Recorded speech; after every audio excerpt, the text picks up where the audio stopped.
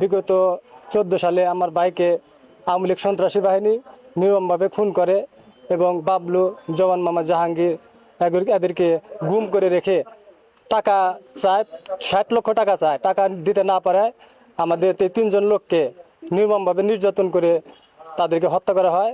আমার ছেলেটার আমি গুম করে মেরেছি, আমি বিচার চাই।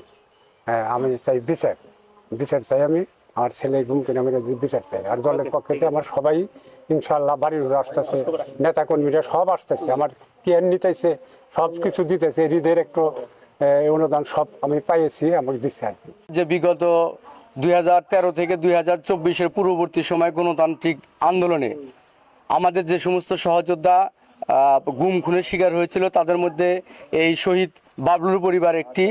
বাবলুকে আইন শৃঙ্খলা বাহিনীর পরিচয়ে তাকে প্রথমে অপহরণ করা হয়, তারপরে তাকে দীর্ঘদিন গুম রেখে তাকে হত্যা করে রাজপথে ফেলে রাখা হয়।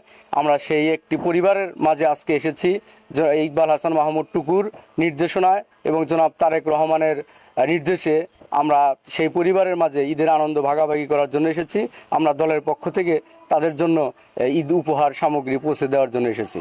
বিগত 14 সালের যে আন্দোলন সংগ্রাম ছিল, সেই আন্দোলন সংগ্রামের সময় তাদেরকে প্রশাসন সহ সয়দাবাদ ইউনিয়নের কুখ্যাত আওয়ামী লীগ নবিদুলের নেতৃত্বে তাদেরকে অপহরণ করা হয়।